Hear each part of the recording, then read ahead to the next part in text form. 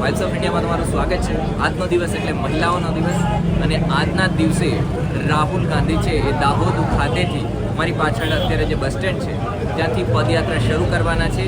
રાહુલ ગાંધીની યાત્રાનો ગુજરાતમાં આ બીજો દિવસ છે। અત્યારે જોઈ શકાય છે કે કઈ રીતના અહીંયા જે પોલીસનો બંદોબસ્ત છે એ પણ કરી દેવામાં આવ્યો છે। અહીંયા પાછળ કોંગ્રેસના જેટલા પણ કાર્યકર્તાઓ છે એ પણ પહોંચી ગયા છે રાહુલ ગાંધીને આવકારવા માટે। અને એના પહેલાંની અત્યારની વાત કરીએ, આજના દિવસના આખા શેડ્યુલની વાત કરીએ તો કંબોઈ ધામ ખાતે રાહુલ ગાંધી સવારે 8 વાગે દર્શન કરવાના છે અને એના પછી રાહુલ ગાંધીની પદયાત્રા અહીંયા દાહોદ ખાતે બસ સ્ટેન્ડથી શરૂ કરવાની છે અને ત્યાં આદિવાસી સમાજના ભાઈઓ અને બહેનો આદિવાસી નૃત્ય કરવાના છે અને રાહુલ ગાંધીનું સ્વાગત કરવાના છે।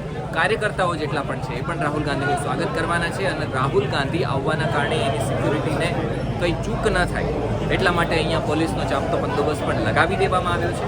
આજના દિવસની વાત કરીએ તો દાહોદ ખાતેથી જે યાત્રા નીકળશે લીમડા ચોક સુધી પહોંચવાની છે। અહીંયા કોર્નર મિટિંગ પણ થવાની છે, જ્યાં ગોધરા છે ત્યાં પણ આ યાત્રા પહોંચવાની છે અને એની સાથે સાથે અત્યારે આપણે વાત કરીએ બપોરે 2 વાગ્યાની નજીક અહીંયા વોલ્ટ કરવાનો છે અને બપોરે 2 વાગ્યા પછી લગભગ 4 વાગ્યા સુધી આ યાત્રા છે 4:30 વાગ્યા સુધી પાવાગઢ પહોંચવાની છે અને પાવાગઢ ખાતે માતાજીના દર્શન કરવામાં આવશે, ત્યાં રાસ ગરબા પણ કરવામાં આવશે અને ત્યાર પછી પણ જે કાર્યક્રમ છે આગળ વધવાનો છે।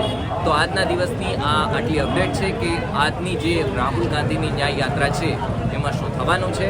મારી પાછળ અત્યારે જોઈ શકાય છે કે પોલીસનો બંદોબસ્ત લાગી ગયો છે અને કોંગ્રેસના જેટલા પણ કાર્યકર્તાઓ છે ધીરે ધીરે પહોંચવાના છે, કારણ કે રાહુલ ગાંધી હમણાં થોડા સમય પછી જ અહીંયા પહોંચવાના છે અને એમની પદયાત્રા અહીંયાથી શરૂ થવાની છે।